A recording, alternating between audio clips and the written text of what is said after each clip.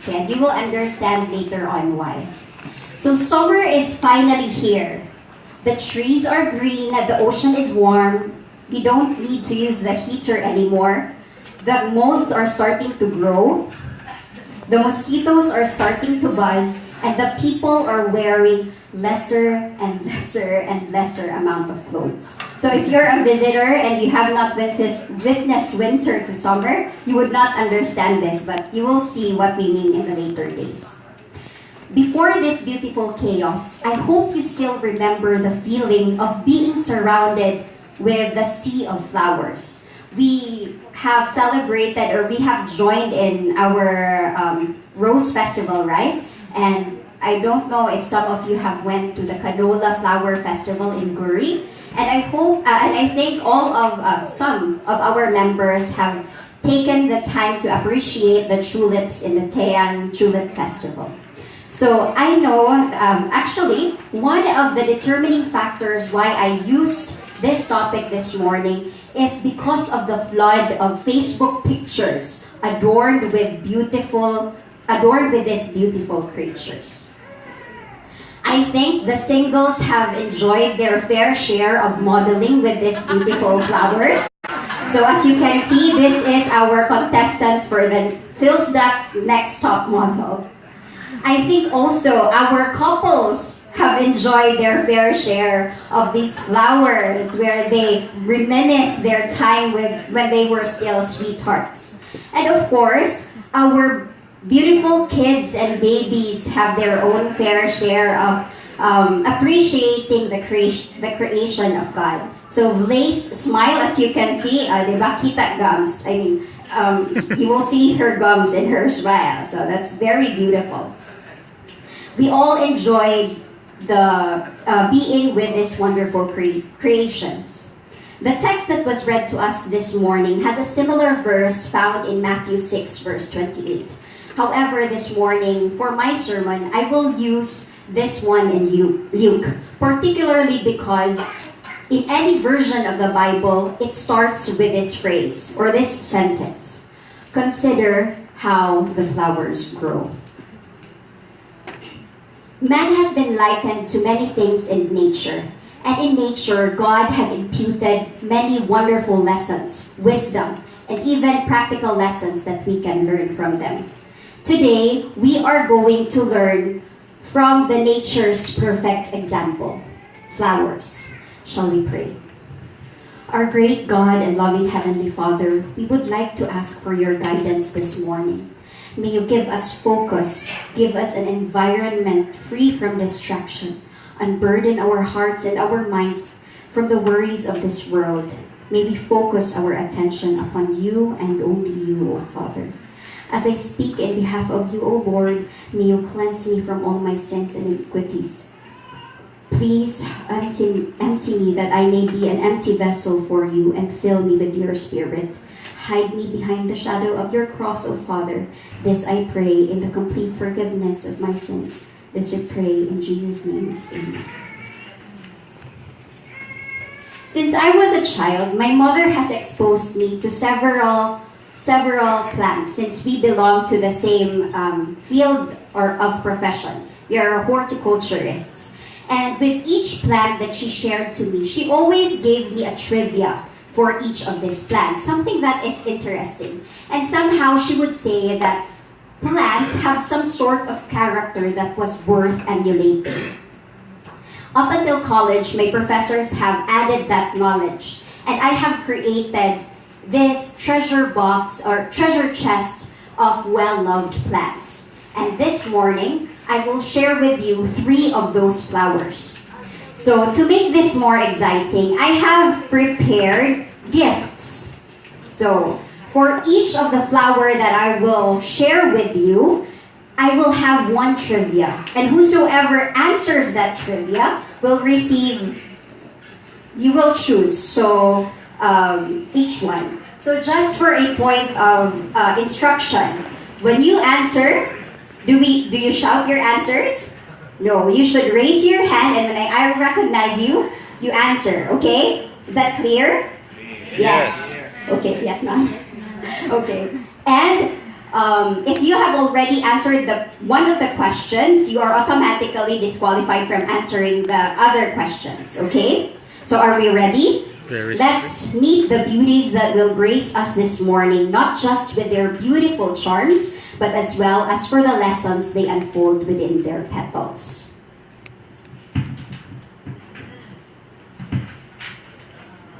The first trivia question will be on this plant. The question is, what is the name of this plant? Trivia question. Okay. Clue. Okay? Clue. Clue. This is not related. The name is related to its structure. And this is not related to pine cones. If you will say pine cones, it's not pine cones. What? No, just a common name. The structure speaks of it. What does it look like? What do you use it for the? Brush. Yes? Cotton buds? No. Similar? Yes? Honeycomb. Very good. So, Annie, can you give the gift? Come here, little boy. What's your name? He's very smart. Gabriel. Ay, kamauni siya magbisaya. Di ba, Gabriel? Kabalo ka, no? Come here. Okay, magpili ka. Ahain mo, ha? Kanin. Oh, di ba? Kabalo siya magbisaya. Thank you, Gabriel. Okay. So, this plant... So, actually, this is not a game show, right? Are you smarter than a 5th grader, huh? So, yes, this flower is called the honeycomb. It is also known as beehive, but in the Philippines, we call this as corcoms. It is scientifically known as Zingiber spectabile, or for the present name, it is called as Zingiber spectabilis. Yes? Huh? Scientific name, eh? Okay. So, this flower is popular in making tropical flower arrangements together with your, what do you call this? With your birds of paradise. Yes. So, sorry. So these are your birds of paradise, your torch ginger, and you can use a foliage like your crotons or what we call a San Francisco. Okay. This plant is actually related to your yellow ginger. Basing on its structure, it has the same structure as your ginger, the one that you use for cooking. But what makes me love this plant more? So, can you take a look at this picture? How many flowers do you see? Raise your hand if you see one. Raise your hand if you say many. You are still wrong. What you see is not the flower, but actually the casing of the flowers, which we call bracts, similar to that of your banana, which is actually a modified leaf. The real flowers are not visible yet. Each of the cups in this corcom is capable of catching water. When it has water inside, the fragrance of the ginger comes out. And then you will see the real flowers will start to blossom. So isn't it more beautiful in the inside than out? So what is the reason why there are colorful bracts or petals in the flowers? The bracts or the colorful petals actually act as an attractant to attract the insects or pollinators so that the flowers may complete its whole life cycle. This is similar to your anthurium and your callia lilies, wherein we think that the real flowers are the spathe. As you can see there, we think that it is the spathe, but actually the real flowers are located in the spadix. So the little tiny ones are actually the real flowers. Consider how the curcums grow. Show your beauty inside and out. Flowers are not clothed in beautiful linens, but they are rather coated with bright, attractive colors. In the same way, we should attract people with our beauty inside and out. In 1 Peter chapter 3, verse 3 to 4, it reminds us that our beauty should not come from outward adornment, but rather it should be that of inner self, the unfading beauty of a gentle and quiet spirit, which is of great worth in God's sight. But somehow we tend to forget the first two words in this text, your beauty. And when we say beauty, it is something that is radiating, something that can be seen with our eyes or sometimes even felt, right? This point cannot be emphasized more than in Matthew 5, verse 16. Shall we read it together? Let your light shine before men in such a way that they may see your good works and glorify your Father who is in heaven. I have known 2 Seventh-day Adventist members that dedicated their success to the Lord and attracted many eyes, not just Christians, to gaze upon our Almighty Father. First here is Alexa Tahud. She was one of my church mates when I was still in Manila Center SDA Church in Quezon City. She topped the June 2017 Dentistry Board exam. And when she was interviewed for the Manila Bulletin, she said this: when you make studying a way to give back the glory to God, you will be rewarded. In any branch of study, we could find the fingerprint of God. If we only study for a grade, it becomes a burden. But when you study for the Lord, it becomes a joy. We serve a great God and He expects excellence in everything that we do. And how can I forget Gerald Pelayo, top 1 March 2018 Physician Board exam in the Philippines. He also topped the nursing board exam during his time. And one of his posts after he learned of his success, he said, I am a Seventh-day Adventist servant of God, whose ultimate purpose is to know Him, experience Him, and share Him to the world until He comes. Their bright colors of success attracted people to gaze upon the giver. Their inner beauty was reflected to the outside. They directed the eyes of the people to how mighty and gracious the Lord is. Both gave a testimony of what the power of prayer can do, what the power of studying can do, and how a relationship with God can give a difference, an enormous difference in one's life. Consider how the curcums grow. Show your beauty inside and out. Amen. Our next flower is our golden sunflower. It is scientifically known as Helianthus annuus. Its scientific name is actually a direct translation of its scientific name. Heli, which means the sun, and anthus means the flower. The plant grows tall at 6 to 10 feet tall, and it is a popular source for oil and seeds that we consume as food. It can also be used for aesthetic purposes like your bouquets or your vases in the house.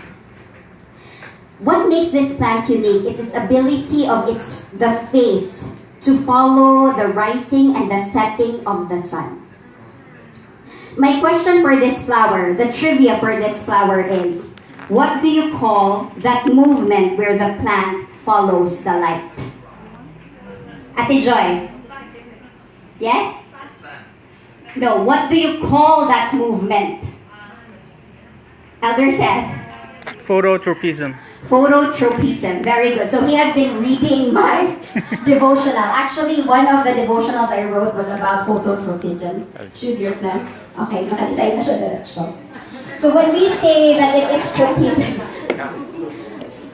So when this is tropism, when you say tropism, it is actually a movement that is caused by a stimulus. And in this case, it is the light. So that's photo, which means light, and tropism is the movement because of the light. This is not only evident in sunflowers, but it is also evident in your morning glories. Actually, the morning glories will bloom and close its flower based on the time cues of the sun. So actually, most plants are affected by light because they need it for photosynthesis so that they can produce their own food. Consider how the sunflowers grow. Always look upon the light. We may be familiar, in the Bible, the light is used to symbolize God, faith, or holiness. Jesus spoke in John 8 verse 12. It says, can we read together? I am the light of the world. Whoever follows me will never walk in darkness, but will have the light of life. And the pen of inspiration also reminds us about the wonders of the sunflower. Let's read. As the flower turns to the sun, that the bright beams may aid in perfecting its beauty and symmetry, so should we turn to the Sun of Righteousness, that heaven's light may shine upon us, that our character may be developed into the likeness of Christ. We may be familiar with this old yet simple experiment of growing seeds in different lighting conditions. Condition A is seedlings grown under the sun, while condition B, seedlings grown in the dark. What are their differences? Plants grown under the light is healthier and they have enough food. They are pigmented in green as an evidence.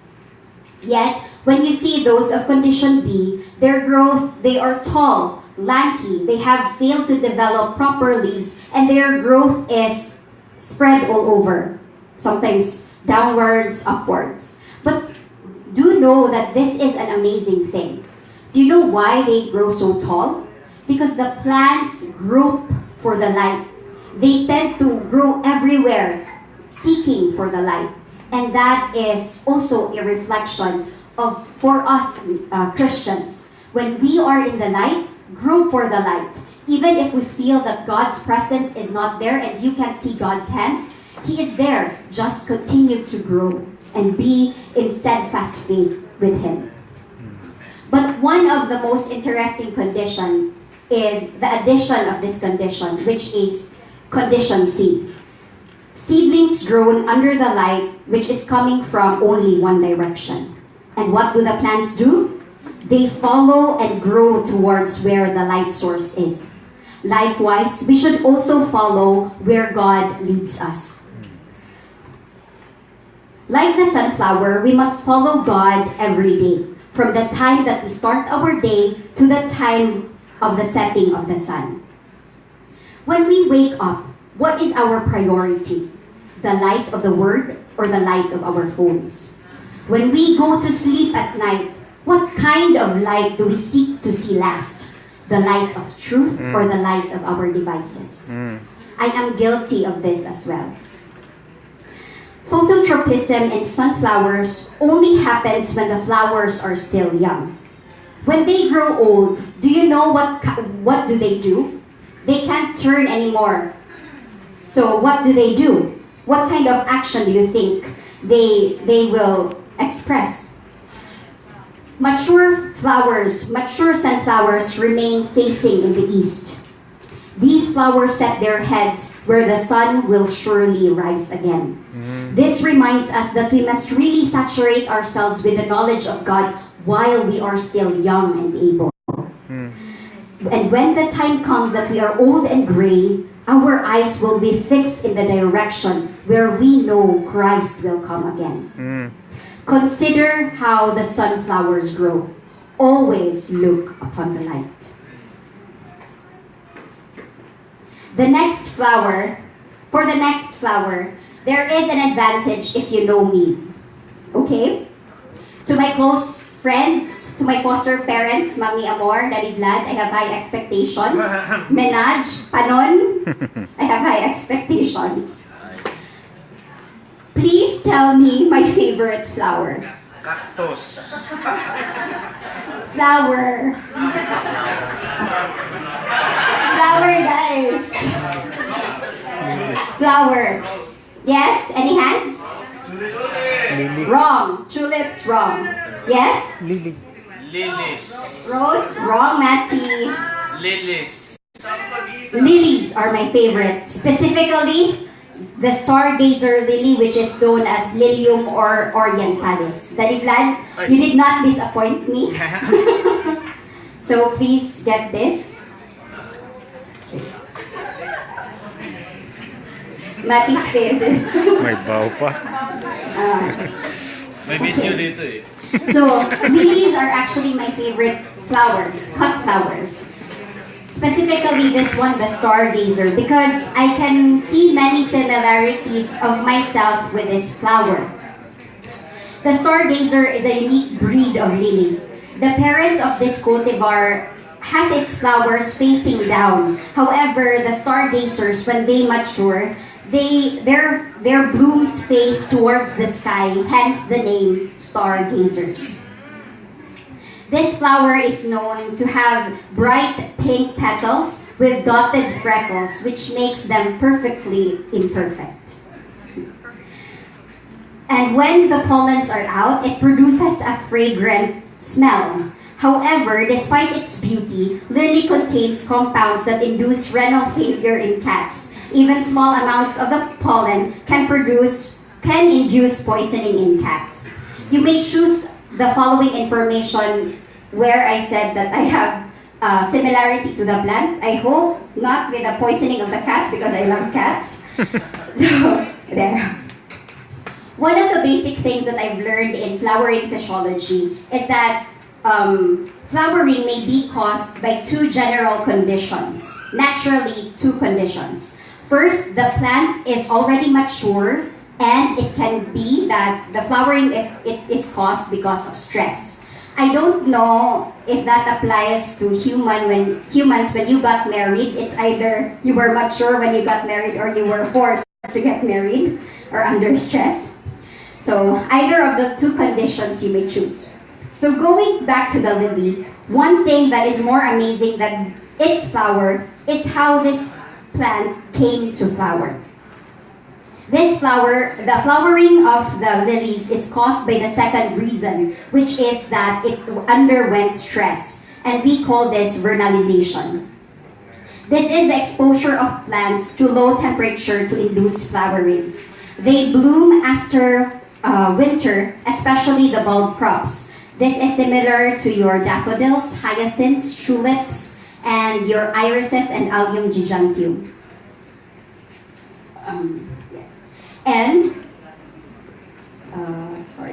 Although this condition can be substituted by applying hormones to the plant, but naturally, in the natural environment, flowers need an exposure to a certain amount of stress so that they may feel that their lives are endangered before they will bloom. Consider how lilies grow. Allow adversities to fuel you to bloom. Among the Bible characters in mind, one of the best example is Joseph. His life was full of adversities. He was hated by his brothers. He was sold off to slavery, and he got imprisoned for being wrongfully accused. However, Ellen G. White wrote in her book, Patriarchs and Prophets. Shall we read together? But in the providence of God, even these trials are to be a blessing to him, or to Joseph. Right now, we may, those instances in his life, each hurting moment of the heart and of the body, were actually moments of shaping, sharpening, and preparation for a much bigger purpose for his life. Those adversities allowed him to bloom beautifully into what God has planned to set out to do, using him as an instrument. A beautiful promise in James 1 verse 12 tells us, shall we read? Blessed is the one who perseveres under trial, Because having stood the test, that person will receive the crown of life that the Lord has promised to those who love Him. Right now, we may be in our own trials, a failing relationship, a broken family, having a hard academic life, a tiring work routine. Just remember that as beautiful as the flower, it could not have blossomed without the cold winter's touch.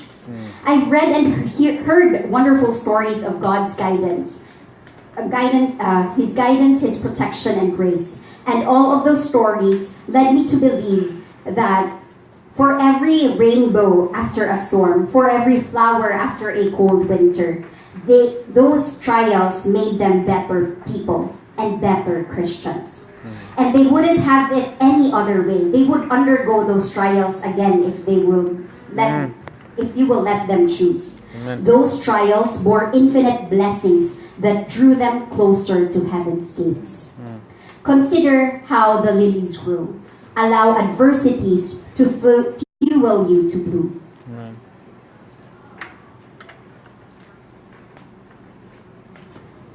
Consider how the flowers grow. May we remember the corcums as we serve the Lord.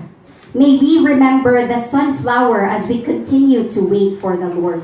And may we remember the lilies as how we should cling to the Lord. Before I close, may I leave you with this final thought.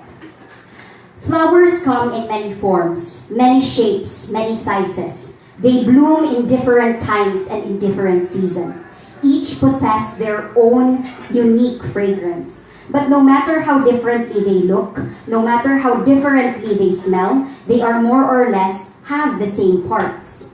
They need the same elements, sun, soil, and water. They are different yet so similar, just as how each one of us in this room is.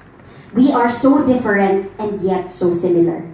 We are dressed by the Lord with each of our unique, colorful experiences, abilities, and talents. But what counts most is that flowers have one same exact purpose. Flowers are meant for reproduction, to spread the good news, to spread the seeds of hope, the gospel. Let us not bloom aimlessly. Let us bloom with a purpose. Let us bloom for God's purpose. This is my prayer. Amen. Amen.